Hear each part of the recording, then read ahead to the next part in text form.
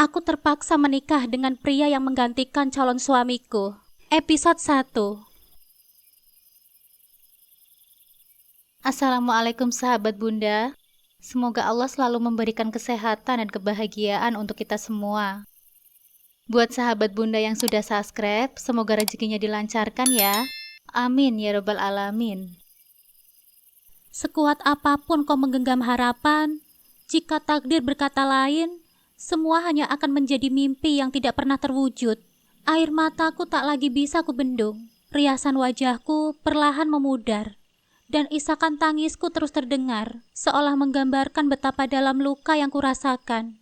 Bayangkan saja, seharusnya setengah jam yang lalu, aku sudah sah menjadi seorang istri.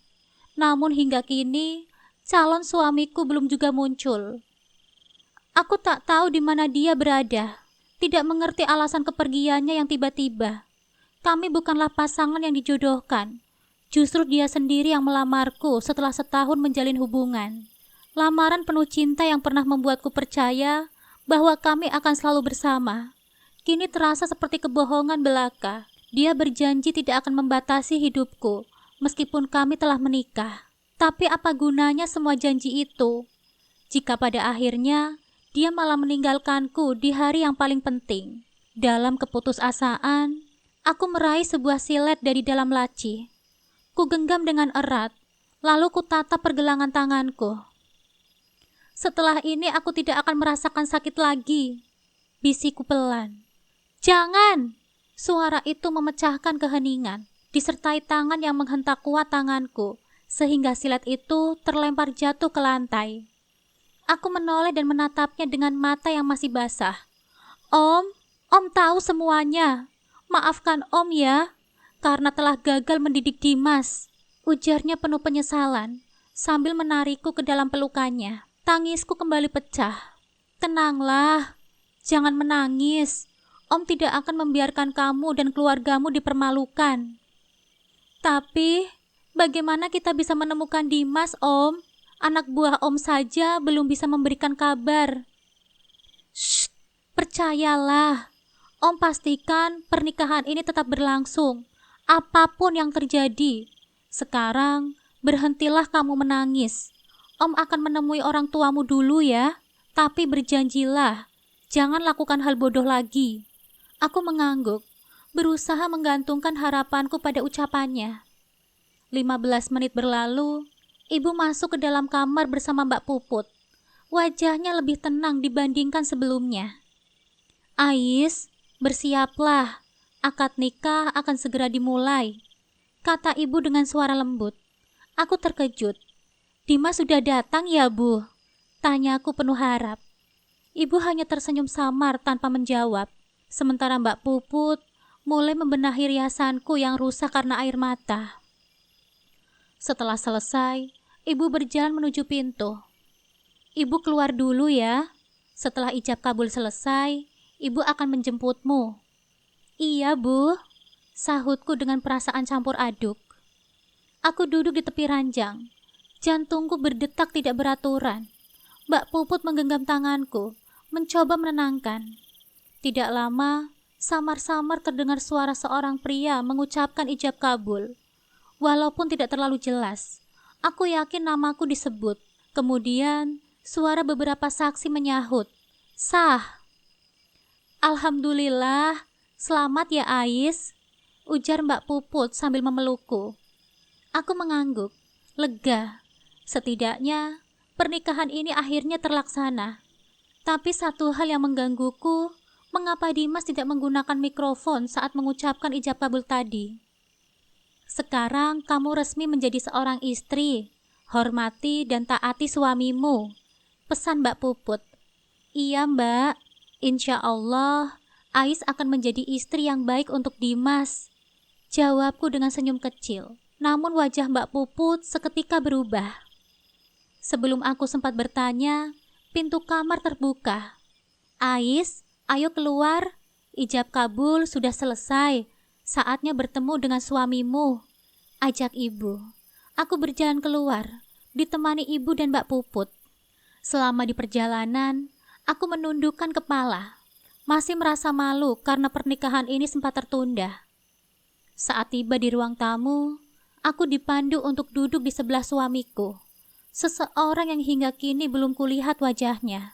Silahkan mempelai wanita mencium punggung tangan suaminya, ucap Pak Penghulu.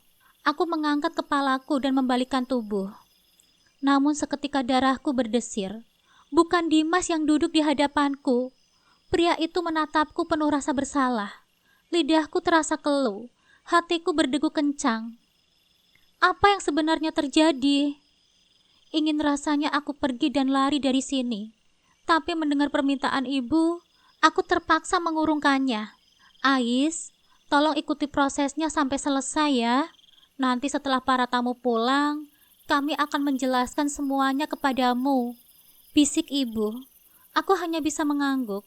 Demi ibu dan bapak, tidak apalah bersandiwara sebentar. Aku menatap tajam satu persatu orang yang sekarang duduk di hadapanku. Mereka semua adalah dalang di balik pernikahan tadi. Ibu, bapak, dan juga Om Salim.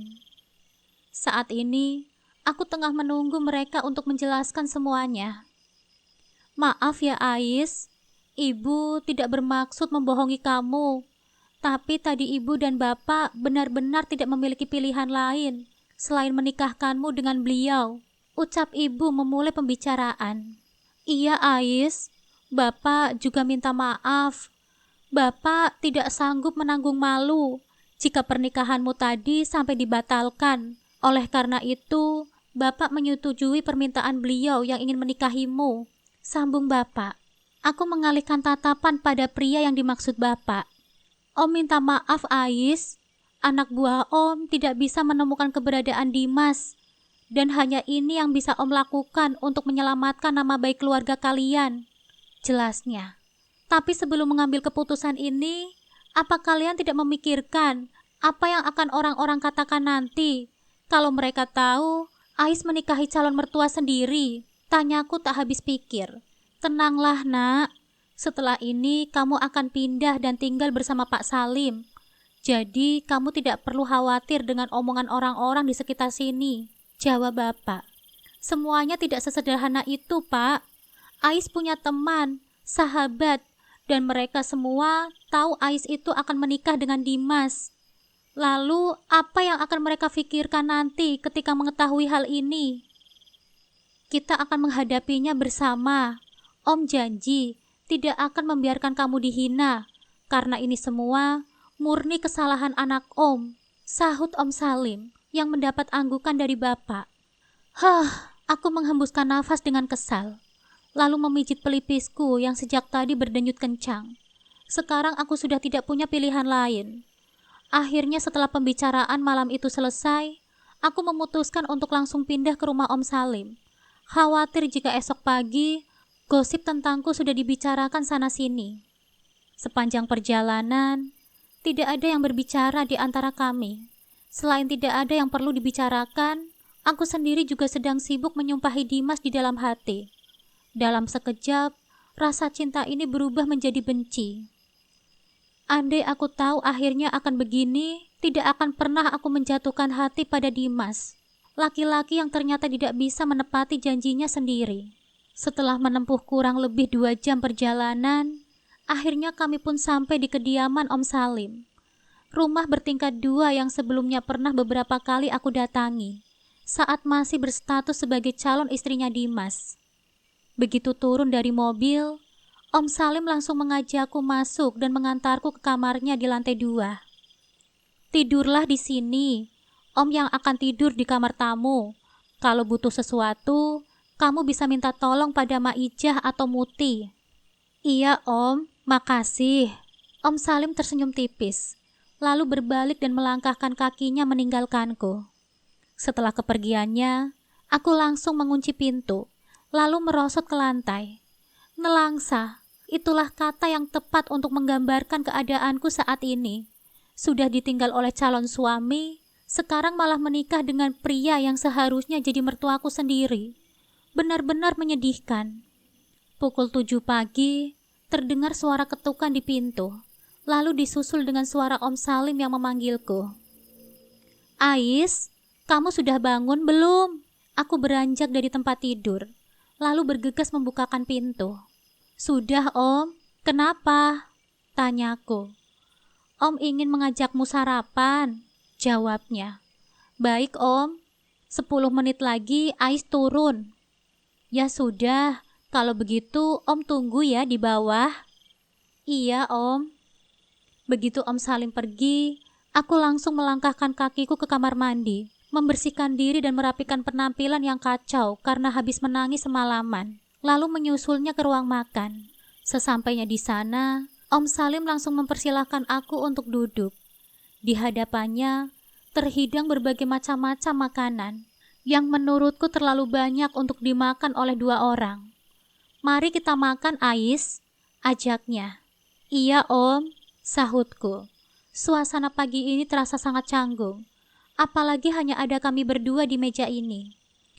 Selesai sarapan, Om Salim mengajakku untuk pergi ke ruang kerjanya. Katanya ada hal penting yang hendak ia bicarakan. "Jadi, apa yang ingin Om bicarakan?" tanyaku saat kami sudah duduk berhadapan di sofa.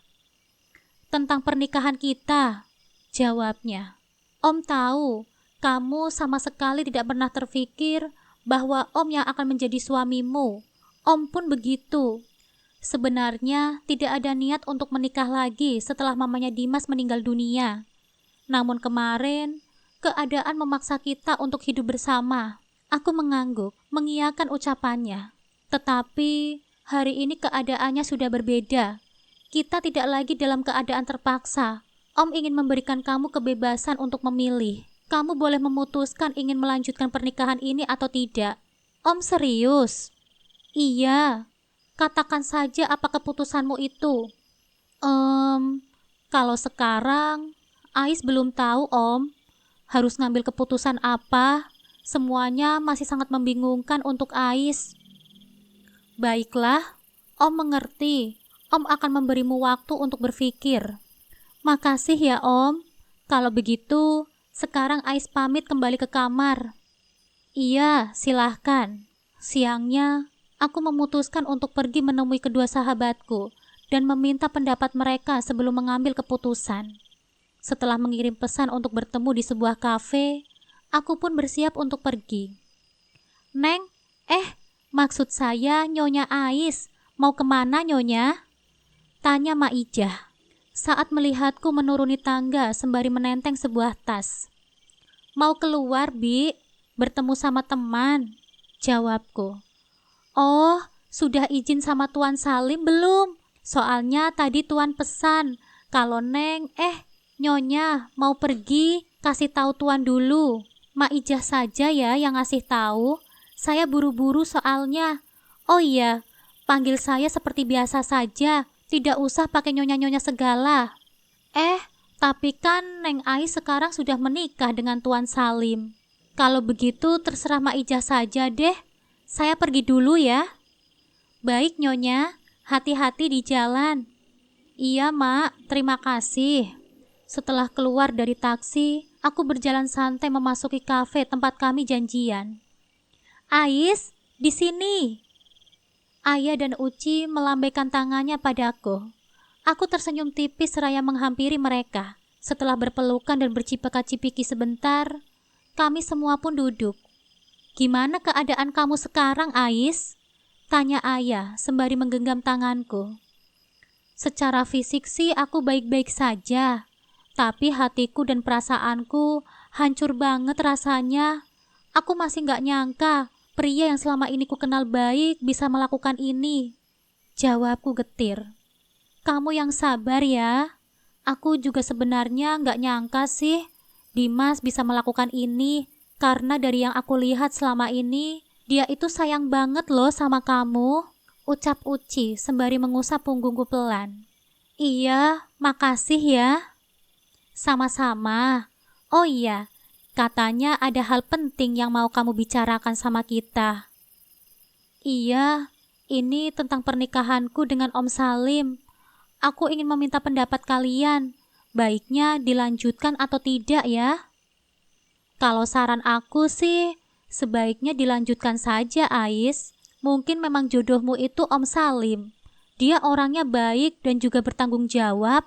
Tapi perbedaan umur kami itu loh, terlalu jauh. 21 tahun.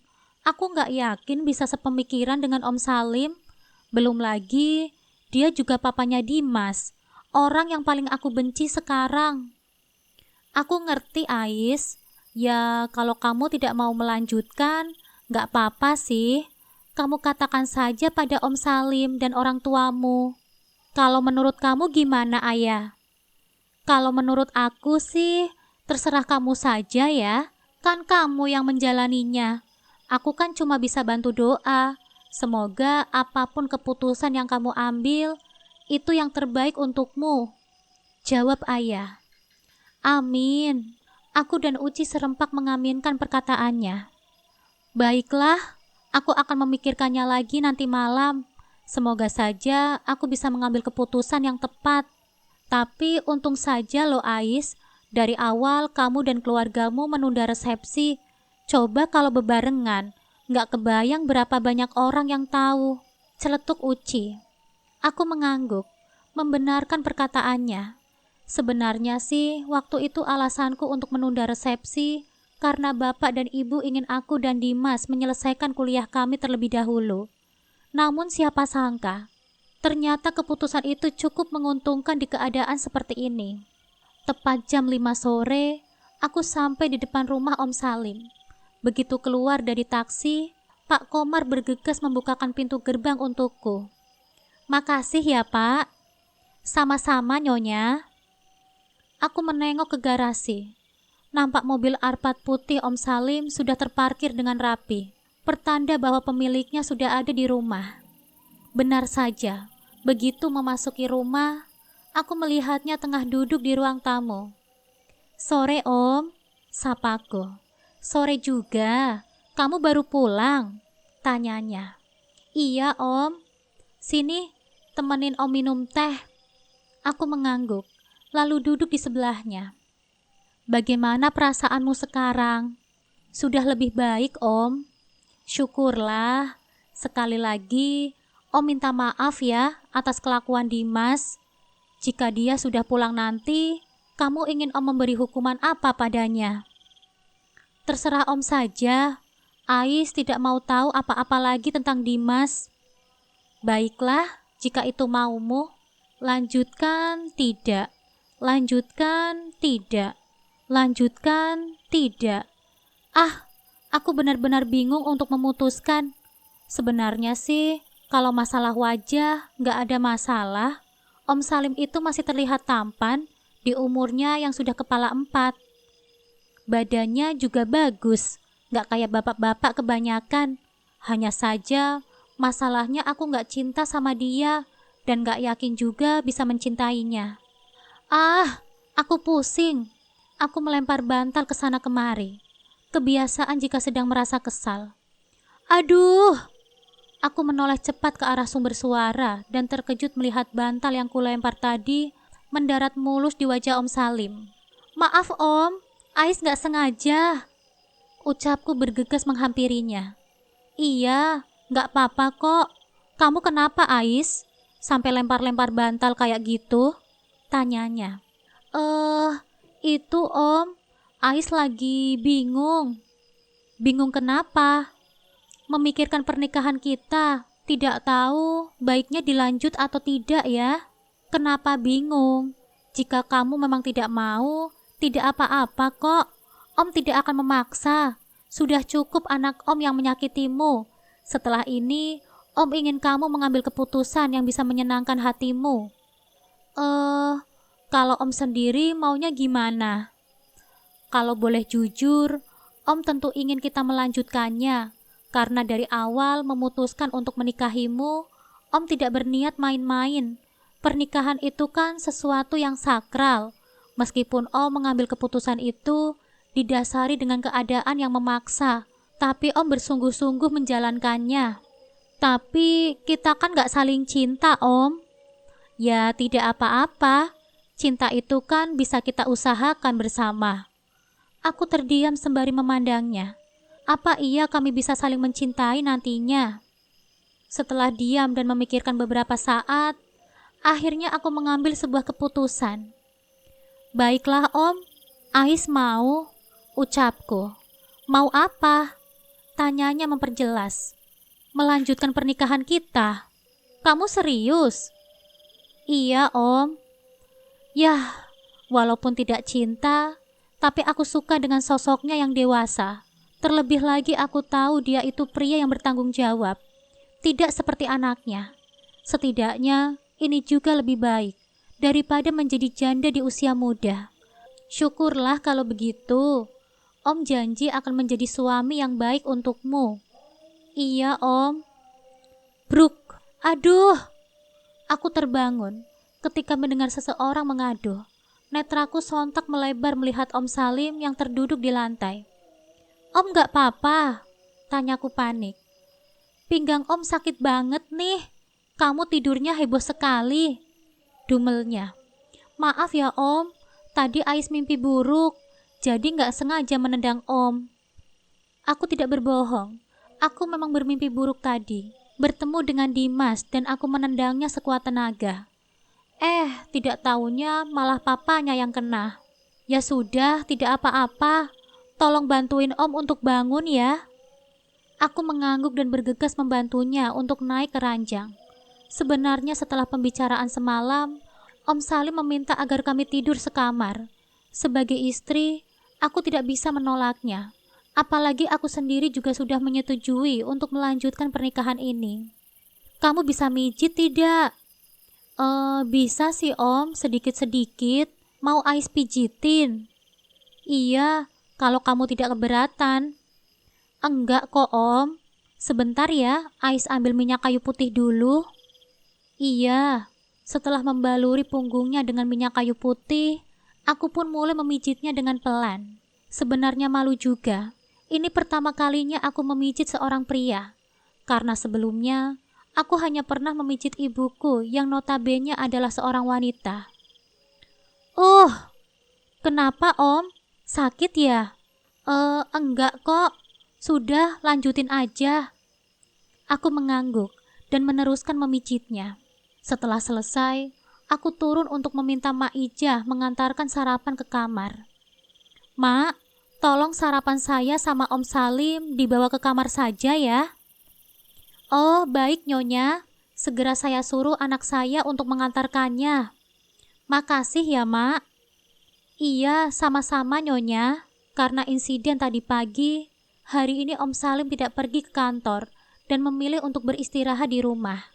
Aku yang merasa bersalah, pergi ke dapur, berniat untuk membuatkannya jamu. Nyonya sedang apa? Tanya Mak Ijah, yang melihatku sedang memegangi kunyit. Ini Mak, saya mau bikin jamu, tapi nggak tahu bahannya apa saja. Selain kunyit, aku balik bertanya. Mendengar pertanyaanku, bukannya menjawab, Mak Ijah malah mesem-mesem sendiri. Aneh sekali.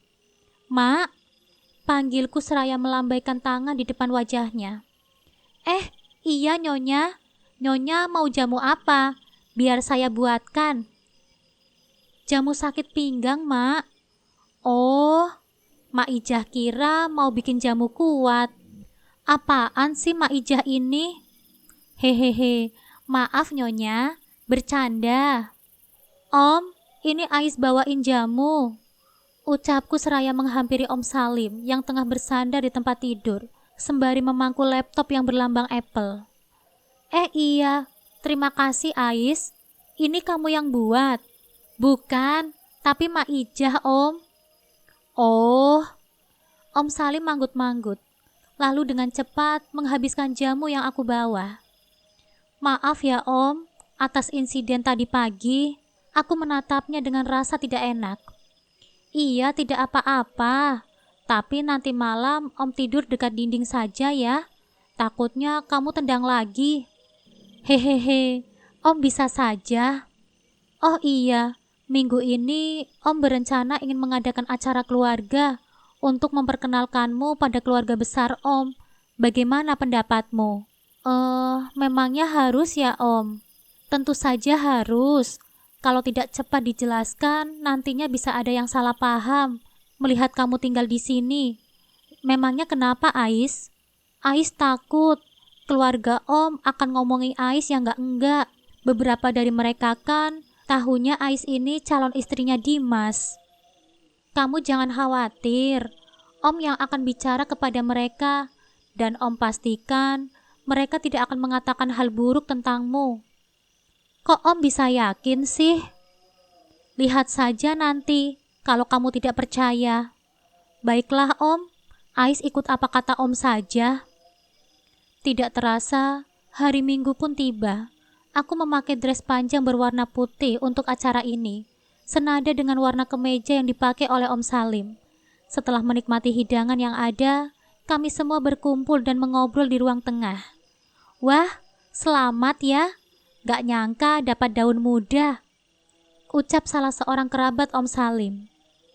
Iya mas, alhamdulillah, sahut Om Salim dengan santai. Sedangkan aku hanya menanggapinya dengan senyum tipis saja. Sepanjang acara, aku tidak banyak bicara dan hanya mengikuti kemana Om Salim akan pergi. Untungnya benar, apa kata Om Salim. Tidak ada seorang pun yang berkomentar buruk atau bertanya tentangku dan Dimas. Lalu di tengah-tengah acara, kami dikejutkan oleh kedatangan seorang wanita yang tiba-tiba saja menarik Om Salim menjauh dariku. Mas, aku mau bicara, ucapnya dengan lantang. Semua mata tertuju pada wanita itu, sementara Om Salim malah memandang ke arahku. Dari sorot matanya, dia seolah meminta persetujuan. Aku menganggukkan kepalaku, tanda mempersilahkannya. Wanita tadi siapa ya tante? Tanyaku pada Tante Lia, adik kandung Om Salim yang duduk di sebelahku.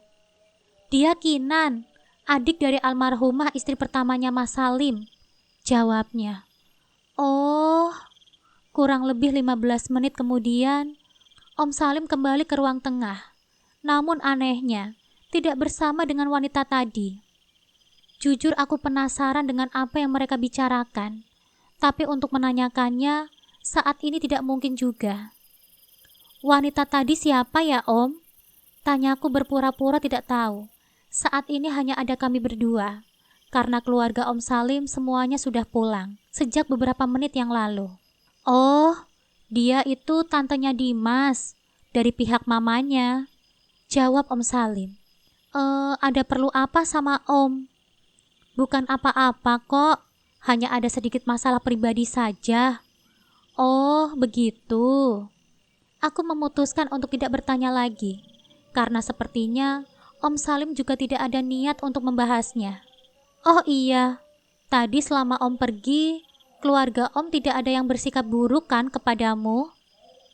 Gak ada kok Om, mereka semuanya baik, syukurlah. Memangnya sebelumnya apa yang Om katakan pada mereka? Om hanya menceritakan semua yang terjadi, lengkap tanpa ada yang ditutup-tutupi, agar mereka mengerti dan tidak bertanya apa-apa lagi kepadamu. Oh, begitu. Senin pagi, aku bersiap-siap untuk pergi ke kampus. Aku juga ada janjian dengan Ayah dan Uci hari ini. Mau kemana, Ais? Tanya Om Salim yang melihatku sudah rapi. Ais mau ke kampus, Om. Cuti kuliah Ais kan sudah habis, jawabku. Kamu yakin masih mau kuliah di kampus yang lama? Apa tidak sebaiknya kamu pindah saja? Enggak usah lah Om, soalnya Ais kan sudah nyaman dengan teman-teman dan lingkungan yang sekarang. Oke, kalau begitu ayo kita sarapan dulu. Setelah itu Om antar kamu ke kampus ya. Iya Om. Om Salim menghentikan mobilnya di depan gerbang kampusku. Dari kaca jendela, aku bisa melihat Uci dan Ayah sudah menunggu di tempat biasa. Ais pamit ya Om, ucapku sembari melepaskan seatbelt. Iya, ini untukmu, sahutnya seraya menyodorkan sebuah kartu ATM. Gak usah Om, Ais masih punya uang kok. Itu kamu simpan saja. Mulai sekarang pakai ini untuk membeli semua kebutuhanmu. Tapi Om, sudah, diambil saja. Baiklah, kalau begitu makasih ya Om. Iya, sama-sama. Aku mencium punggung tangan Om Salim sebelum akhirnya keluar dari mobil. Setelah mobilnya berlalu, Aku langsung bergegas menghampiri Uci dan juga ayah. Hei, aku kangen. Suaraku pada mereka. Sama, aku juga kangen. Sahut mereka seraya memelukku bersamaan. Akhirnya kamu kuliah juga, sepi tahu kalau nggak ada kamu, ucap ayah. Iya, rasanya jadi gimana gitu, kalau kita cuma berdua saja, timpal Uci. Aku tersenyum. Kami bertiga memang terbiasa selalu bersama sejak bangku SMA.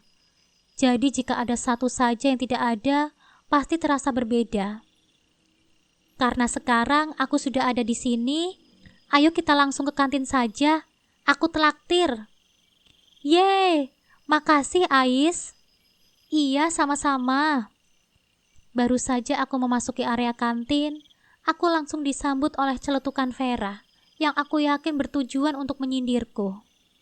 Gak nyangka ya, demi jadi istri orang kaya, papanya pun diembat juga, ucapnya sembari melirik sinis ke arahku. Iya, jangan-jangan selama ini dia macarin anaknya cuma sebagai batu loncatan saja buat dapetin papanya, sahut Ririn tidak kalah pedas. Aku mengepalkan tanganku dengan erat, geram dengan ucapan mereka yang sama sekali tidak benar. Kulangkahkan kakiku menghampiri mereka berdua. Jangan sembarangan kalau bicara, ucapku seraya menggebrak meja. Apaan sih? Datang-datang kok bikin ribut? Vera memandangku sengit. Oh, pantesan ditinggalin. Sikapnya saja kayak gini, timpal Ririn. Heh, kalau nggak tahu kejadian yang sebenarnya, mendingan kalian diam saja. Nggak usah banyak bicara. Kenapa? Kamu nggak terima? Lagi pula yang kita omongin itu memang benar kan? Kamu pacaran sama anaknya, terus menikah sama papanya. Tantang Vera sembari mendorong bahuku. Aku yang tersulut emosi pun membalas dorongannya. Kami hampir saja berkelahi jika tidak segera dilerai oleh Uci dan ayah. Sudah Ais, gak usah diladeni. Nanti kamu malah dapat masalah, ucap ayah menenangkanku. Iya Ais, mendingan kita pergi saja yuk, ajak Uci seraya menarik lenganku. Aku kira teman-teman kita belum banyak yang tahu. Ternyata sudah tersebar ya, ucapku sedih seraya menyandarkan kepalaku ke bahu ayah. Maaf ya Ais, aku sama Uci sebenarnya juga sudah berusaha supaya gosip ini gak menyebar. Tapi kamu tahu sendiri kan, susah untuk menutupi mulut kayak Vera dan Ririn itu. Iya gak apa-apa kok, aku tahu, lambat laun mereka juga pasti akan tahu. Hanya saja, aku gak menyangka akan secepat ini. Kalau begini, apa sebaiknya aku pindah kuliah saja ya? Jangan Ais, aku gak mau pisah sama kamu. Iya, aku juga gak mau, timpal Uci. Tapi aku gak betah kalau keadaannya kayak gini terus. Kamu harus sabar ya. Aku yakin lama-kelamaan pasti mereka juga bakalan lupa kok sama kejadian ini. Aku mengangguk lemah. Semoga saja deh. Sepulang sekolah, aku langsung bergegas pergi ke kamar, mengabaikan tatapan bingung dari Mak Ija yang juga baru saja membuka pintu. Moodku benar-benar berantakan hari ini. Setelah meletakkan tas dengan asal, aku melungkupkan diri di kasur, lalu membenamkan wajahku ke bantal. Tidak ingin isakan terdengar sampai keluar. Kenapa kamu tega melakukan ini sama aku, Dimas? Apa salahku sama kamu? Lirihku sembari memukul-mukul bantal dengan kesal. Tidak berapa lama, tiba-tiba aku merasa ranjang bergerak. Lalu sebuah tangan mengelus rambutku dari belakang. Aku berbalik dan melihat Om Salim tengah memandangku dengan tatapan teduh. Matanya seolah mengatakan bahwa dia akan selalu ada untukku. Aku bangkit dan langsung menghamburkan tubuhku ke pelukannya, menumpahkan tangisanku di dada bidangnya. Shh, sudah jangan nangis lagi ya, ucapnya seraya menepuk-nepuk punggungku. Aku merasa dejavu. Waktu itu, saat Dimas menghilang di hari pernikahan, dia juga memelukku seperti ini. Beberapa menit setelah tangisanku reda, Om Salim melonggarkan pelukan kami dan merebahkan tubuhku kembali ke kasur. Perlahan tangannya menyingkirkan anak rambut yang menempel di pipi, lalu menghapus jejak air mataku dengan ibu jarinya. Rasanya aku belum pernah diperlakukan selembut ini oleh pria. Aku memejamkan mata saat wajah Om Salim mulai mendekat dan perlahan hidung kami pun saling bersentuhan.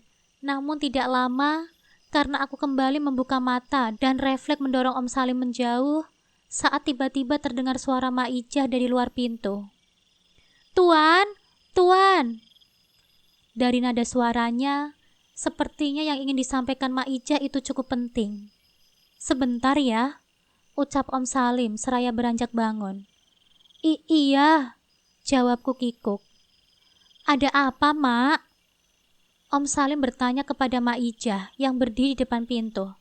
"Itu Tuan, di luar ada Den Dimas," jawabnya cepat. "Apa?" Om Salim memekik keras. Aku sendiri pun tidak kalah terkejut hingga bergegas bangun dan menghampiri mereka. "Yang benar, Mak?" tanya aku setengah tidak percaya. "Iya benar, Nyonya." Aku dan Om Salim kompak saling berpandangan, lalu sama-sama memasang wajah murka setelahnya. "Ais, ganti pakaianmu dulu. Setelah itu baru kita turun," titahnya. Aku mengangguk dan bergegas masuk ke dalam kamar mandi, mencuci wajahku yang sembab karena menangis tadi, lalu mengganti baju. Setelah selesai, aku dan Om Salim pun turun untuk menemui Dimas. Sepanjang menuruni anak tangga, jantungku berdebar kencang. Begitu banyak pertanyaan dan cacian yang ingin aku lontarkan. Namun mengingat orang yang sekarang berada di sampingku, sepertinya aku harus lebih menahan diri. Sesampainya kami di ruang tamu, aku melihat Dimas yang sedang duduk di sofa dengan kepala tertunduk. "Masih ingat pulang kamu?" tanya Om Salim dingin. Yang ditanya pun sontak menegakkan kepala dan terkejut melihat aku yang juga berada di rumah ini. Sayang, kamu di sini?" tanyanya terbata-bata. Aku memandangnya dengan sinis. "Setelah kamu meninggalkanku di hari pernikahan, kamu masih punya muka untuk memanggilku sayang?" "Maafkan aku." Dimas kembali menundukkan kepalanya. "Bukan kata maaf yang Papa dan Ais butuhkan, tapi penjelasan dari kamu. Kenapa kamu meninggalkannya di hari pernikahan?" "Dimas melakukan sebuah kesalahan, Pa. Dan karena hal itu, Dimas terpaksa harus meninggalkan Ais." "Kesalahan apa?" tanyaku tidak sabar. Aku menghamili Amel." "Apa?" Aku dan Om Salim saling memekik bersamaan. Amel itu sahabatnya Dimas. Aku cukup dekat dengannya. Kami bahkan pernah liburan bersama. "Jangan main-main kamu, Dimas," bentak Om Salim. "Dimas serius, Pa. Saat ini Amel tengah mengandung anak Dimas, dan kami juga sudah menikah siri." "Dasar brengsek kamu," makiku seraya melempar tumpukan koran ke wajahnya. Tidak peduli lagi dengan apa yang akan dipikirkan oleh Om Salim, karena perbuatan Dimas benar-benar membuatku sakit hati. "Teganya kamu mempermainkan aku. Kalau kamu memang mencintai Amel, lalu untuk apa mengajakku menikah? Ini tidak seperti yang kamu pikirkan, sayang. Aku sama sekali tidak mencintai Amel, dan aku juga tidak ada niat untuk mempermainkanmu." "Tidak cinta? Lalu kenapa dia bisa sampai mengandung anakmu?" "Aku tidak sengaja. Malam itu, aku melakukannya dalam keadaan setengah tidak sadar." "Jelaskan bagaimana kejadiannya." Nada suara Om Salim terdengar serius. "Itu terjadi 2 bulan yang lalu, Pa. Saat Dimas, Ais dan teman-teman kami berlibur bersama di salah satu villa Papa. Kami sudah sepakat akan menginap 2 hari. Tapi tiba-tiba saja Dimas dan Ais terlibat pertengkaran. Sehingga sorenya dia memutuskan untuk pulang bersama dengan kedua sahabatnya. Dimas sudah berusaha membujuknya untuk tetap tinggal. Tapi Ais tetap saja tidak mau. Karena begitu frustasi, malamnya Dimas mengajak teman-teman untuk pergi ke bar. Dan di sana, Dimas terlalu banyak meminum alkohol. Kembalinya ke villa, Dimas lupa kalau Ais sudah tidak ada dan mengira Amel adalah Ais. Hingga terjadilah hal itu. Saat itu tidak ada siapapun di villa selain kami, karena teman-teman Dimas yang lainnya masih berada di bar. Aku menutup wajah dengan kedua telapak tangan, menyembunyikan tangis yang kembali pecah. Aku ingat kejadian itu saat aku dan Dimas bertengkar hanya karena masalah sepele. Dia cemburu, tidak suka melihatku terlalu dekat dengan teman laki-lakinya, walau itu sekedar bercanda. Hingga tanpa sadar, dia mengatakan hal yang menyakiti hatiku. Karena itulah aku pergi sore itu. Seharusnya saat itu aku sadar, kami memang belum siap untuk berumah tangga. Kami belum cukup dewasa untuk menyikapi masalah. Namun karena ego berbalut cinta, aku tetap kekeh melanjutkan semuanya. Dan lihatlah hasilnya, berantakan. Apapun alasannya, kamu tetap bersalah, Dimas. Sudah tahu kamu melakukan perbuatan terlarang dengan Amel, lalu kenapa tidak jujur dan malah tetap melanjutkan pernikahanmu dengan Ais? Om Salim kembali buka suara dan bertanya kepada Dimas. Dimas sangat mencintai Ais, Pak, dan tidak mau kehilangan dia. Lagi pula, saat itu Dimas sudah meminta maaf kepada Amel, dan dia pun menerimanya. Jadi, Dimas pikir masalahnya sudah selesai. Lalu pagi itu, tanpa Dimas duga, Amel menelpon dan mengatakan kalau dia sedang hamil. Tidak cukup sampai di situ saja. Dia juga mengatakan kalau dia akan menggugurkan kandungannya jika Dimas tidak mau bertanggung jawab. Karena itulah Dimas terpaksa pergi dan meninggalkan Ais. Cukup! Aku tidak mau mendengar apa-apa lagi. Aku berdiri, lalu berlari menuju tangga. Namun belum sempat mencapainya, Dimas sudah lebih dulu menyusulku dan mencekal pergelangan tanganku. Aku benar-benar minta maaf, sayang, lirihnya. Aku tidak butuh maafmu, ucapku seraya menghempaskan tangannya. Kembalinya ke kamar, aku langsung menuju kamar mandi, menyalakan shower dan menangis di bawah kucuran air. Menangis memang tidak akan mengubah apapun, tapi setidaknya ini akan sedikit melegakan perasaanku. Mulai sekarang, aku harus menerima bahwa semuanya sudah berbeda. Hubunganku dengan Dimas tidak lebih dari sekedar cerita lama. Ais, kamu di dalam. Kamu baik-baik saja kan? Terdengar suara Om Salim dari luar pintu kamar mandi. Aku hanya diam meringkuk dan membenamkan wajah ke lutut. Tidak ada niat untuk menjawabnya. Tidak lama kemudian, ku dengar pintu terbuka. Disusul suara langkah kaki yang mendekat. Aku mendongakkan kepalaku saat air tak lagi menghujani. Mataku bertatapan dengan Om Salim yang ternyata tengah bersandar di dinding melindungi tubuhku. Jika ini begitu menyakitkan untukmu, kamu bisa membaginya dengan Om, ucapnya. Setelah sekian menit terdiam dalam posisi itu, terbesit sebuah tanya di benakku. Kenapa Om begitu baik pada Ais? Om bisa saja membiarkan Ais pada hari itu. Tapi kenapa Om memilih untuk menikahi Ais? Karena Om tidak bisa melihat hidup seorang gadis hancur. Karena ulah anak Om. Terlebih gadis itu sudah Om anggap seperti anak sendiri. Setidaknya begitu. Sebelum akhirnya kita menikah dan... Om Salim tiba-tiba menghentikan ucapannya. Dan apa, Om? Aku menuntutnya untuk melanjutkan ucapan. Tapi dia malah hanya tersenyum tipis. Sudah, sekarang berhenti main hujan-hujanannya. Om Salim mematikan showernya, lalu mengambil sebuah handuk dan membalutkannya ke tubuhku. Keringkan dirimu, setelah itu cepat ganti baju. Om tunggu di luar. Aku tertegun. Dia benar-benar berbeda dengan anaknya. Setelah berganti baju, aku keluar dari kamar dan melihat Om Salim menungguku di tepi tangga. Dia juga sudah mengganti kemejanya yang basah dengan kaos santai. Ayo, ajaknya seraya mengulurkan tangannya. Aku menyambut uluran tangannya dengan ragu. Kita mau kemana, Om? Halaman belakang. Mau ngapain ke sana? Nanti kamu juga tahu. Aku cemberut, namun tetap mengikuti langkahnya menuruni tangga. Saat kami sudah hampir sampai di bawah, aku tiba-tiba teringat dengan Dimas dan sontak menghentikan langkahku. Kok berhenti? Ais gak mau ketemu sama Dimas. Jangan khawatir, dia sudah pergi kok. Yang benar, Om. Iya. Om Salim mengangguk yakin. Baiklah, aku kembali meneruskan langkahku. Begitu sampai, aku dibuat terkejut melihat halaman belakang yang sudah disulap sedemikian rupa. Pot-pot bunga yang ada di halaman depan, semua sudah berpindah dan tersusun dengan rapi di sini, membentuk sebuah lingkaran. Di tengahnya ada sebuah meja dan 2 buah kursi, yang sepertinya untuk kami berdua. Ini... Iya, Om menyiapkannya untukmu, dibantu supir dan juga satpam. Dari pulang kuliah tadi kamu belum makan kan?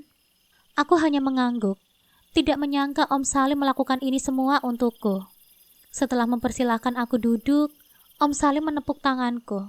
Lalu tidak lama kemudian, Mak Ijah dan Muti datang sembari membawa nampan berisi makanan. Asap masih mengepul dari atas piring. Tanda makanan itu baru saja selesai dimasak. Silahkan dinikmati Tuan, Nyonya, ucapnya. Makasih ya Mak, sahut Om Salim. Sama-sama, kalau begitu kami permisi ya. Iya, silahkan. Aku mengerit sembari memperhatikan semua makanan yang terhidang di meja. Kok Om bisa tahu makanan favorit Ais? Tanyaku heran. Diberitahu oleh orang tuamu. Kemarin Om menelpon mereka dan menanyakan beberapa hal tentangmu, jawabnya. Untuk apa Om? Tentu saja agar lebih mengenalmu. Bukankah Om sudah katakan cinta itu bisa diusahakan? Oh iya, aku tergagap. Apa itu artinya Om Salim sedang berusaha mencintaiku? Oke, sudah ngobrolnya. Mari kita makan. Iya Om. Tak cukup dengan perlakuan manisnya tadi sore, malamnya Om Salim tiba-tiba saja menghampiriku yang sedang membaca buku, sembari membawa segelas coklat hangat. Silahkan diminum. Kok repot-repot sih Om? Biasanya kan Muti yang buatkan. Tidak repot kok, hanya coklat hangat saja. Membuatnya juga tidak sulit. Makasih ya Om. Iya, sama-sama. Oh iya, tadi siang Om belum sempat tanya, kenapa kamu menangis sepulang kuliah? Itu, beberapa orang di kampus mengatakan hal buruk tentang Ais. Mereka menuduh kalau dari awal Ais memang ingin menjadi istri Om dan hanya menjadikan Dimas sebagai bantu loncatan saja. Seolah-olah Ais ini mengincar harta. Begitu. Ya sudah, jangan sedih dan tidak usah dipikirkan. Toh yang mereka katakan itu tidak benar. Ini semua kan terjadi karena ulahnya si Dimas. Om juga sudah memberikan dia hukuman. Mulai sekarang, dia harus berusaha sendiri untuk hidupnya. Om sudah menarik semua fasilitas yang selama ini Om berikan kepadanya.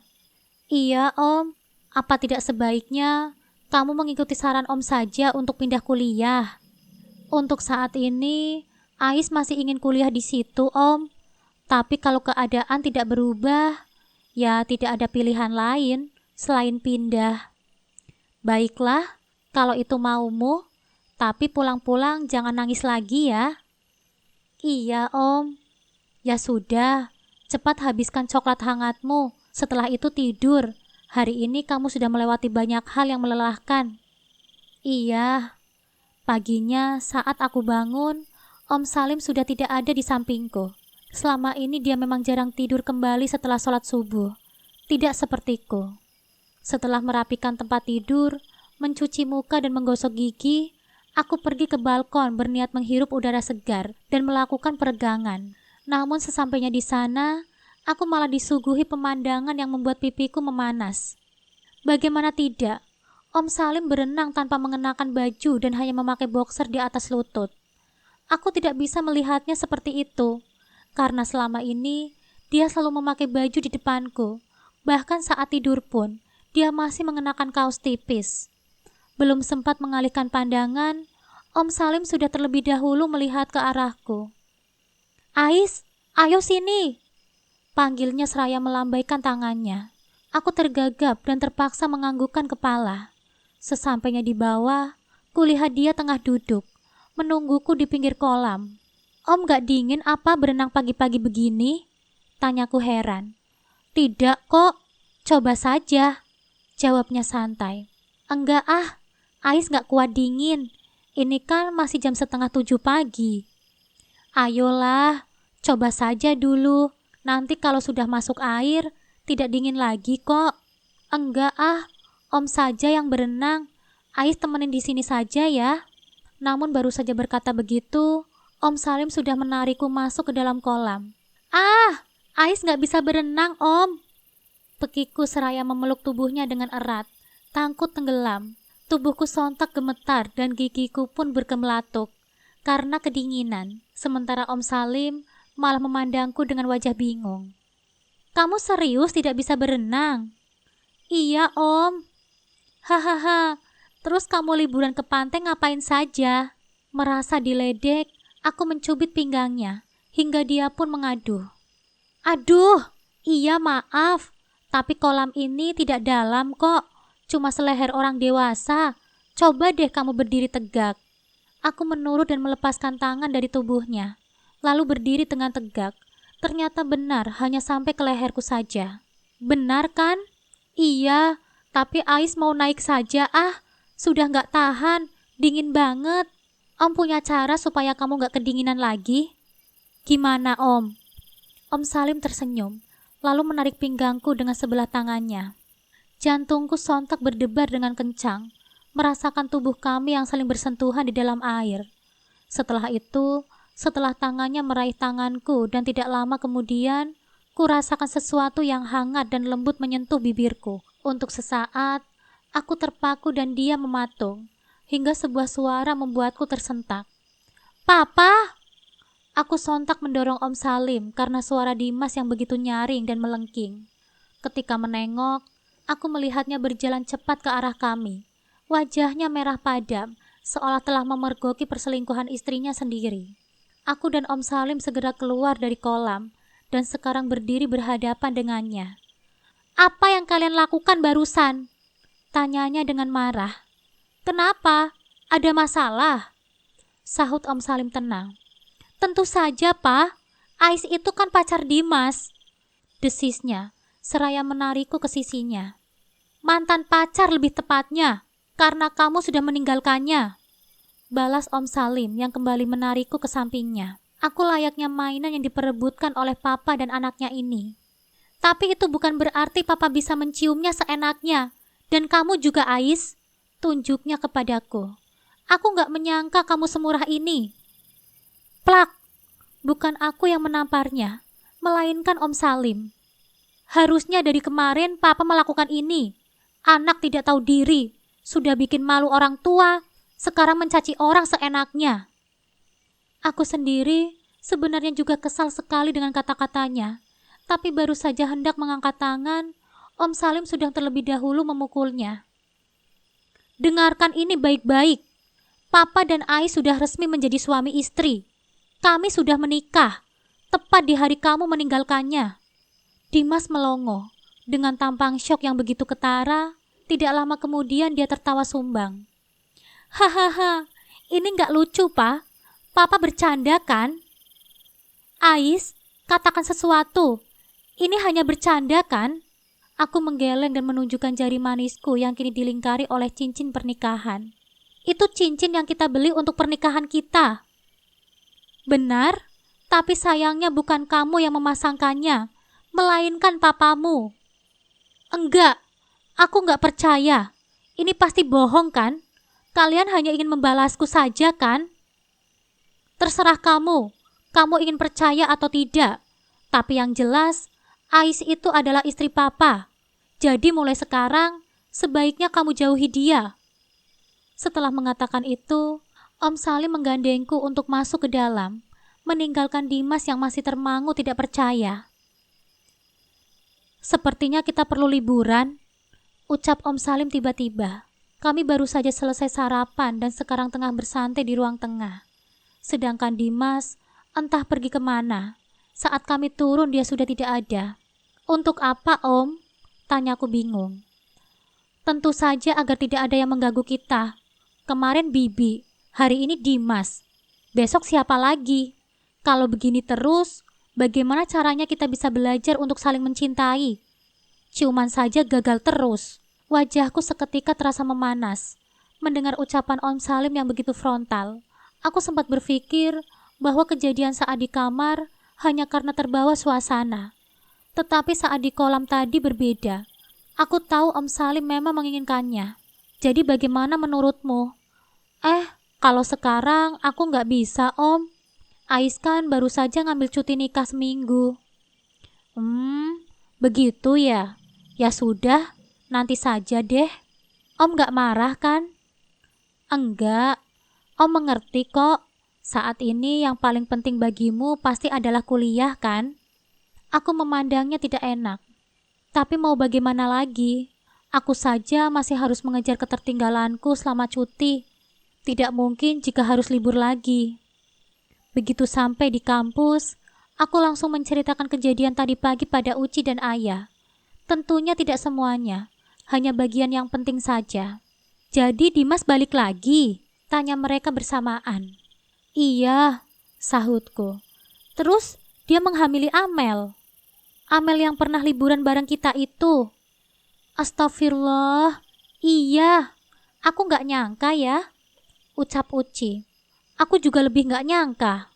Timpal Ayah. Tapi begitulah kenyataannya. Terus dia sudah tahu belum kalau kamu menikah sama papanya? Tanya Uci. Sudah, dan dia gak terima. Dari tadi dia terus saja menghubungiku. Serius? Mana sini? Biar aku saja yang ngomong sama dia. Gak usah, abaikan saja. Nanti dia malah besar kepala kalau diladeni. Iya, aku setuju. Orang kayak Dimas itu emang bagusnya dicuekin saja. Sahut Ayah. Aku mengangguk. Ya sudah, ayo masuk kelas. Sebentar lagi kuliah akan dimulai. Ajakku pada mereka. Ayo. Begitu kuliah berakhir, aku tidak langsung pulang ke rumah, melainkan mampir ke rumah sepupuku, Mbak Puput. Ada hal yang ingin aku ceritakan padanya. Tentunya yang tidak bisa kuceritakan pada Uci dan Ayah tadi. Assalamualaikum Mbak Puput, panggilku dari luar pintu rumahnya yang terbuka. Waalaikumsalam. Kamu Ais? Ayo masuk, sahutnya. Iya Mbak, tunggu sebentar ya, Mbak ambilkan minuman dulu. Oke Mbak. Tidak lama kemudian, Mbak Puput kembali dengan setoples cookies dan segelas es Milo kesukaanku. Silahkan diminum Ais. Iya Mbak, makasih. Jadi ada apa nih pengantin baru tumben kesini? Ais mau curhat Mbak. Curhat tentang apa ya? Tentang Dimas. Dia sudah kembali. Hah? Serius kamu? Mbak Puput tidak bisa menyembunyikan rasa keterkejutannya. Iya Mbak. Terus bagaimana? Apa alasan dia ninggalin kamu? Dia menghamili gadis lain. Astagfirullah. Yang benar Ais. Aku mengangguk. Ya Allah, untung saja kamu gak jadi nikah sama dia. Iya Mbak, tapi masalahnya dia itu gak bisa nerima kenyataan kalau sekarang aku sudah menikah sama papanya. Terus ini, aku menyodorkan handphoneku pada Mbak Puput dan meminta dia untuk melihat sendiri isi pesan dari Dimas. Astagfirullah, ini orang tidak tahu malu ya. Sudah dia yang ninggalin, kenapa dia yang marah-marah? Itulah Mbak, makanya Ais kesal. Ais juga gak enak mau kasih tahu sama Om Salim. Takutnya dibilang mengadu domba mereka nantinya. Iya, Mbak mengerti kok. Yang kamu lakukan ini sudah benar. Kalau menurut Mbak sih, dia cuma kaget. Nanti juga lama-lama dia pasti bisa menerima hubunganmu dengan papanya. Iya, tapi sampai kapan coba Mbak? Ais sudah gak tahan lagi sama sikapnya. Kenapa kamu gak kasih dia adik saja? Mbak yakin 100%. Setelah itu dia pasti gak akan gangguin kamu lagi. Aku yang baru saja mengunyah cookies langsung tersedak. Begitu mendengar saran dari Mbak Puput. Aduh, pelan-pelan dong Ais makannya. Jadi tersedak kan? Nih minum dulu. Air putih dong Mbak. Oh iya, tunggu sebentar. Tidak lama kemudian, dia kembali dan memberikan segelas air putih padaku. Setelah menandaskan isinya, akhirnya tenggorokanku terasa lega, walaupun masih sedikit sakit. Mbak nih kelewatan ya. Ais lagi makan kok bahasnya gituan sih. Hehehe, maaf deh. Lagian kamu juga lagaknya kayak anak perawan saja. Memang kok. Hah? Kamu belum malam pertama sama suamimu? Belum. Ya ampun, kamu nggak tahu apa? Nolak suami itu dosa loh. Ais nggak pernah nolak kok, Mbak. Memang Om Salimnya saja yang nggak pernah minta. Serius? Mbak rasanya nggak percaya? Aneh saja gitu. Sudah hampir 2 minggu kalian menikah.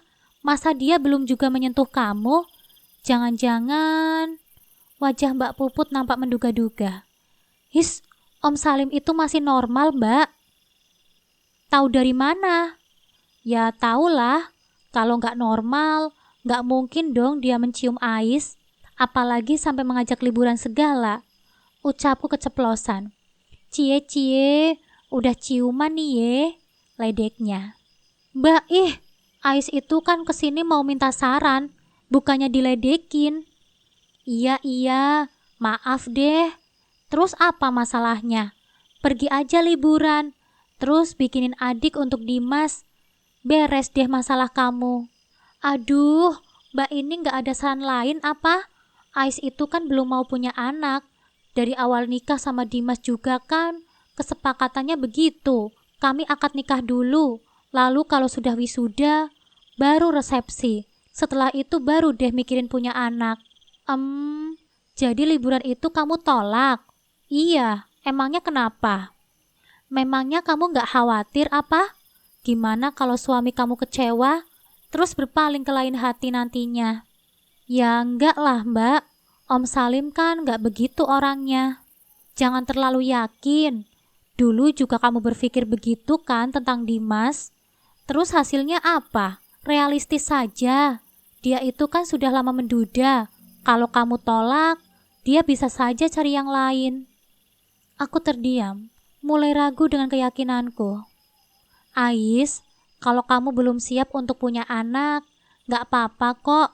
Tapi menjalankan kewajiban sebagai istri itu wajib hukumnya. Kan gak mesti liburan. Kalian bisa ke hotel atau ke penginapan pas weekend. Gitu ya Mbak? Ya begitu. Ya sudah deh. Nanti Ais pikirin lagi. Sekarang Ais pamit ya Mbak. Udah sore banget nih. Iya, kamu hati-hati ya di jalan. Malamnya aku memutuskan untuk mengikuti saran Mbak Puput dan berniat menyampaikan ide itu kepada Om Salim. Namun entah kenapa, sampai jam 8 malam dia belum juga pulang. Karena tidak sabar menunggu, aku mengambil handphoneku dan bergegas menelponnya. Halo Om, sapa aku ketika panggilan sudah tersambung. Iya, ada apa Ais? Sahutnya. Om, kok belum pulang sih? Oh iya, Om minta maaf lupa ngabarin kamu. Malam ini Om lembur. Kamu tidur duluan saja, tidak usah menunggu Om. Oh, begitu ya. Ya sudah deh. Aku mengakhiri panggilan, lalu merebahkan tubuhku di kasur. Entah mengapa malam ini terasa berbeda tanpa kehadirannya. Aku terbangun ketika mendengar alarm pagi berdering. Kulirik di sampingku, Om Salim masih tertidur dengan pulas, lengkap dengan baju koko dan sarungnya. Tidak seperti biasanya, dia ikut tidur lagi setelah sholat subuh. Setelah mematikan alarm, aku terdiam sembari memperhatikan wajahnya yang sedang tidur. Dia terlihat tampan, dengan hidung mancung, alis tebal, dan bulu tipis di bawah dagu. Tanpa sadar, tanganku bergerak menelusuri lekuk wajahnya. Sudah bangun kamu Ais? Om Salim tiba-tiba membuka mata. Aku terkejut dengan cepat menarik tanganku dan tersenyum malu. Iya Om. Ini sudah jam berapa? Jam 7 lewat. Apa? Astagfirullah, Om kesiangan. Kok tidak kamu bangunin sih dari tadi? Om ada rapat hari ini, ucapnya seraya bergegas bangun. Maaf Om, Ais kan gak tahu, sesalku. Iya, tidak apa-apa. Tolong siapkan pakaian kerja Om ya. Om mau mandi dulu. Iya Om. Setelah Om Salim masuk ke dalam kamar mandi, aku bergegas membuka lemari, mengambil celana panjang berwarna hitam, kemeja berwarna biru navy, dan sebuah dasi tanpa motif, lalu meletakkannya di atas kasur. Kalau dipikir-pikir, selama menikah, baru kali ini aku melayani kebutuhannya. Sepertinya mulai besok, aku harus belajar untuk tidak tidur lagi setelah sholat subuh, dan menyiapkan semua keperluannya sebelum berangkat bekerja. 10 menit kemudian, Om Salim keluar dari kamar mandi dan bergegas memakai pakaiannya. "Ais, kamu bisa pasangkan Om dasi tidak?" tanyanya sembari mengancing ke mejanya. Ais sudah lupa caranya, Om. Terakhir pakai dasi kan pas SMA. Jawabku tidak enak. "Oh ya sudah, Om pakai sendiri saja." Aduh, kok rasanya aku jadi istri yang gak berguna sih? Nanti Ais belajar lagi cara memasang dasi. Ya sudah, tidak apa-apa. Sekarang kita sarapan dulu yuk. Aku mengangguk dan mengikutinya ke bawah. Di tengah-tengah sarapan, Mak Ijah tiba-tiba datang dan menghampiri Om Salim. "Maaf Tuan, saya mengganggu. Di luar ada sekretaris Tuan, katanya mau mengembalikan jas." "Oh iya, suruh dia ke sini saja, Mak. Ajak sarapan sekalian," sahut Om Salim. "Baik, Tuan. Kok jasnya bisa ada sama dia?"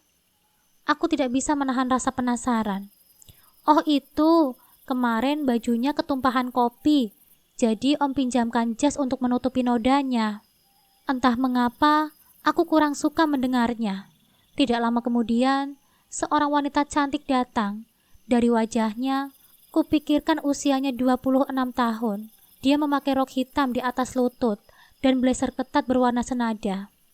"Maaf ya Pak, saya mengganggu," ucapnya nampak tidak enak. "Iya, tidak apa-apa Nin. Mari silahkan duduk, kita sarapan," ajak Om Salim. "Iya, terima kasih Pak." Duh, kenapa aku kesal ya melihat interaksi mereka berdua. Selera makanku pun langsung hilang seketika. Wanita itu melempar senyum manis kepadaku, dan hanya kubalas dengan senyuman tipis. Ganggu orang sarapan saja, gerutuku dalam hati. Seolah tidak cukup dengan kekesalanku tadi pagi, tidak lama setelah Om Salim dan sekretarisnya pergi ke kantor, Dimas datang sembari membawa sebuah koper di tangannya. "Selamat pagi," ucapnya sok manis. "Mau apa kamu kesini?" tanyaku sinis. "Oh, santai Ais. Kamu lupa ya? Ini kan rumahku juga. Mulai sekarang, aku akan kembali tinggal di sini." Aku melotot mendengar ucapannya. "Serumah dengan Dimas?" "Oh tidak, ini namanya musibah." "Sebenarnya apa sih mau kamu Dimas?" tanyaku marah. "Kamu mau tahu?" Dia mencondongkan tubuhnya ke arahku. "Aku menginginkanmu," bisiknya. Aku memundurkan tubuh, tidak nyaman dengan posisi kami. "Jangan gila kamu. Apa kamu sudah lupa? Aku ini sudah jadi istri papamu, dan kamu sendiri kan juga sudah punya istri. Aku dan Amel hanya menikah siri. Dari awal dia juga sudah tahu kalau aku tidak pernah mencintainya. Jadi tidak ada yang salah. Aku hanya perlu merebutmu kembali dari papa. Aku gak menyangka ya, ternyata pikiran kamu selicik ini. Kamu pikir pernikahan itu sebuah permainan yang bisa kamu mainkan dan tinggalkan seenaknya. Enggak Dimas, pernikahan itu sesuatu yang serius. Aku tahu itu, tapi pernikahan juga harus dilandasi dengan cinta kan? Aku gak mencintai Amel, dan aku yakin kamu juga gak mencintai papaku. Oleh karena itu, kembalilah kepadaku. Aku berjanji akan membahagiakanmu dan menebus semua kesalahanku. Aku gak mau Dimas. Memang benar, aku belum mencintai papamu. Tapi ada seseorang yang berkata bahwa cinta itu bisa diusahakan bersama, dan aku mau berusaha untuk mencintai papamu. Kamu sudah memilih meninggalkanku pada saat itu, maka jangan lagi menginginkanku. Jalani pilihanmu, dan aku juga akan menjalani pilihanku. Setelah mengatakan itu, aku bergegas masuk ke dalam rumah, meninggalkan Dimas yang masih berdiri mematung. Aku menghela nafas berat. Kedatangan Dimas benar-benar membuatku resah. Kenapa? Kenapa setelah apa yang dia lakukan padaku, dia masih saja menggangguku? Apa belum cukup dia menyakitiku? Ais, Buka pintunya, aku mau bicara. Dimas tiba-tiba menyusul dan mengetuk pintu kamar. Pergi kamu Dimas, aku gak mau bicara sama kamu. Please Ais, sebentar saja. Aku gak mau, tolong Dimas, jangan ganggu aku lagi. Apa kamu masih belum puas menyakiti aku? Aku minta maaf, maafkan aku, karena aku sudah meninggalkanmu. Tapi aku harap kamu mau mengerti. Saat itu aku benar-benar tidak punya pilihan lain. Aku tidak bisa memaafkan kamu. Tidak. Setelah apa yang kamu lakukan kepadaku dan juga orang tuaku. Kamu tidak tahu kan betapa malunya kami saat pernikahan harus ditunda karena mempelai prianya tidak ada. Kamu juga tidak tahu kan betapa panik dan sedihnya aku memikirkan keberadaanmu.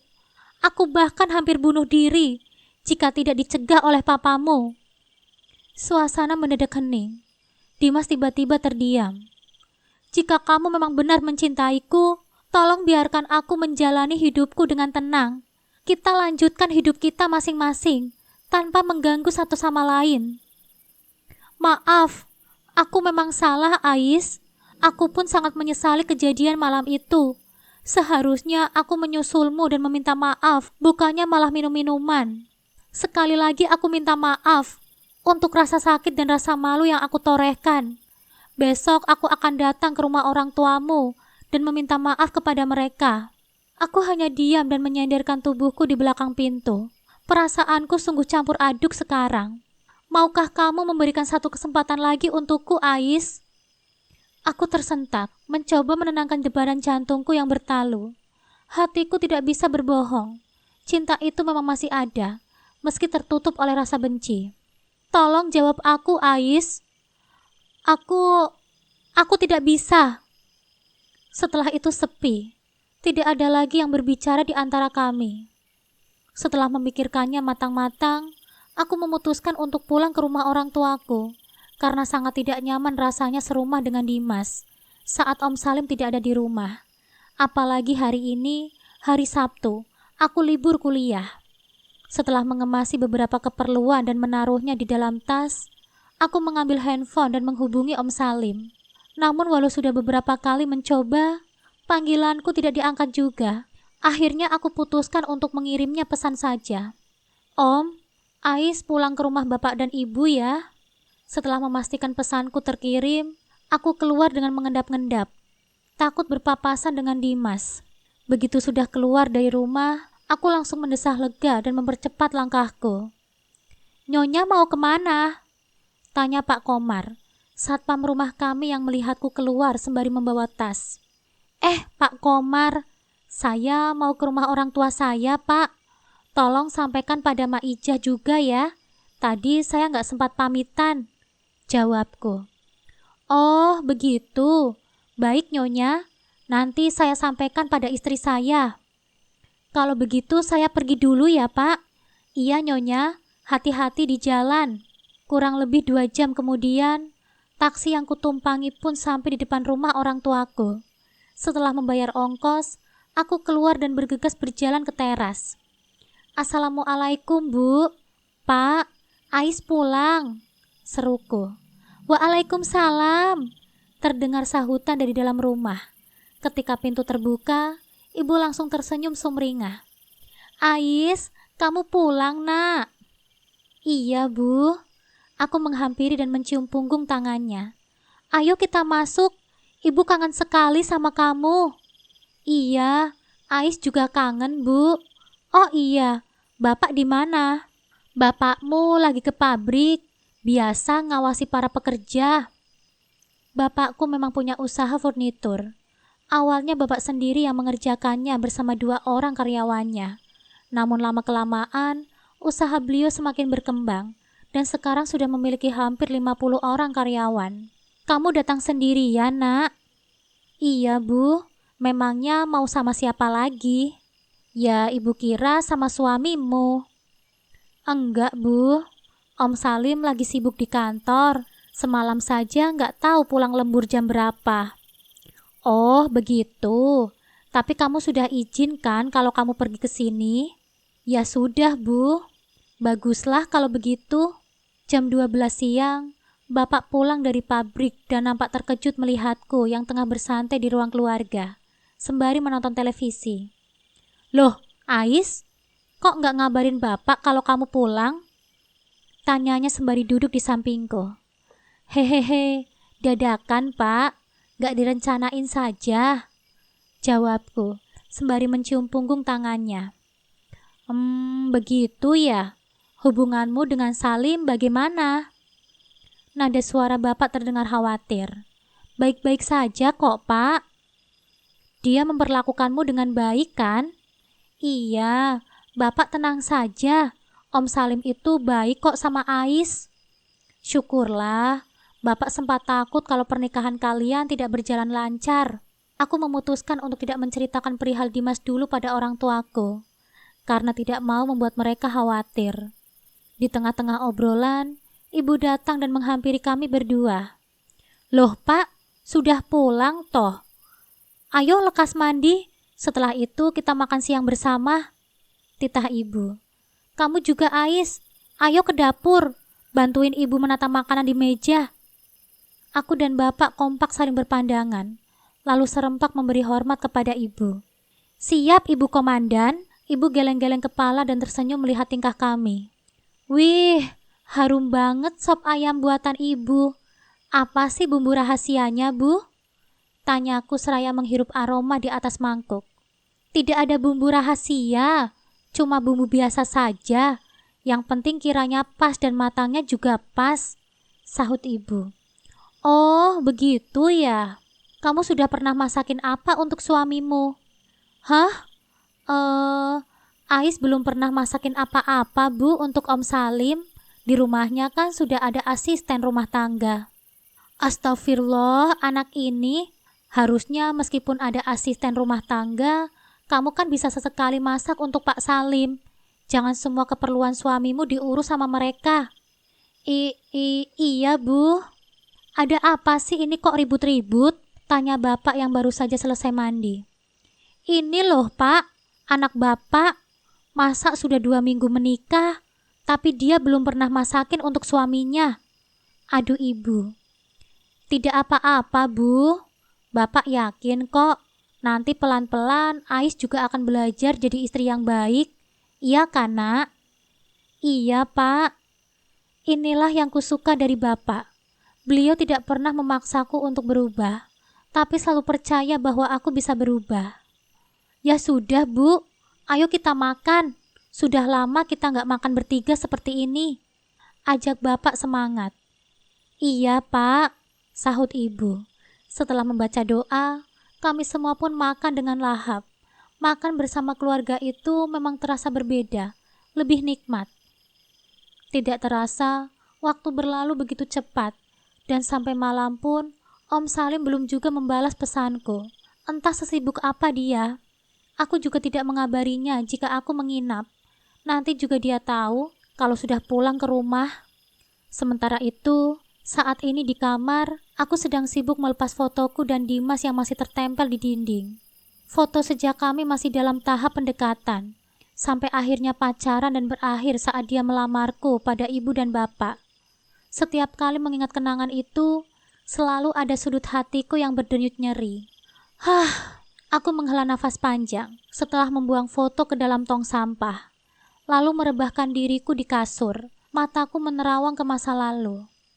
Sebenarnya, Dimas yang kukenal dulu bukanlah laki-laki brengsek yang bisa dengan mudah menodai gadis lain.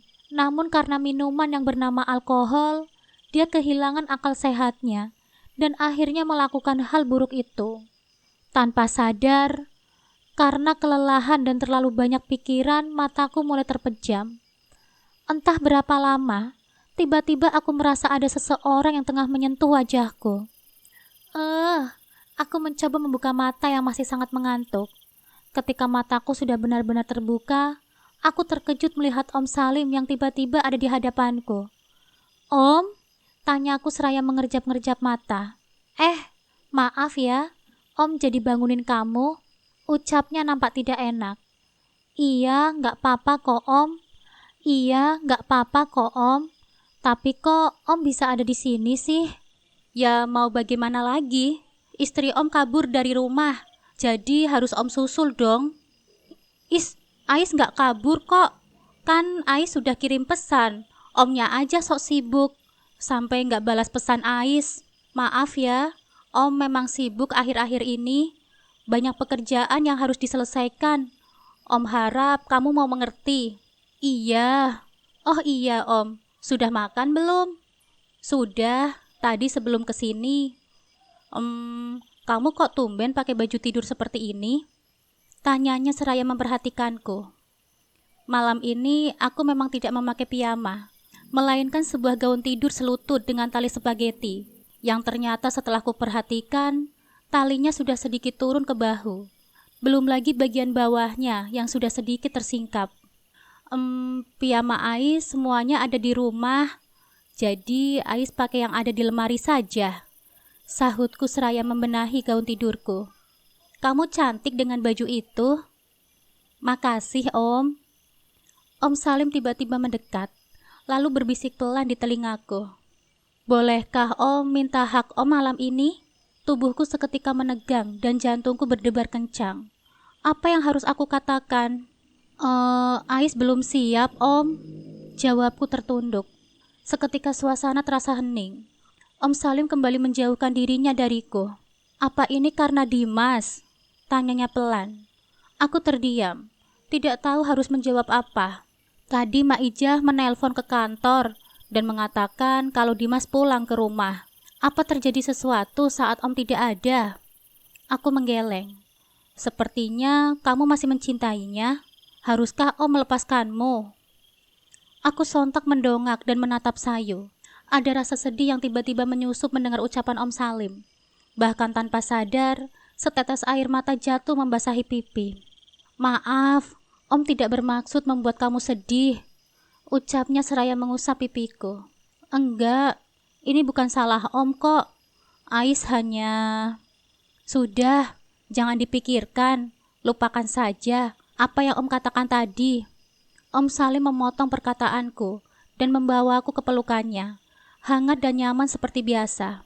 Om marah ya sama Ais? Tidak, tapi maaf. Mungkin setelah ini kita harus sedikit menjaga jarak. Om ini kan pria dewasa. Berdekatan denganmu tanpa bisa melakukan apa-apa tentu cukup menyiksa. Aku tertegun. Apa yang dikatakannya memang benar. Sudah malam, ayo tidur. Om Salim melepas pelukannya, lalu merebahkan tubuhku kembali ke kasur.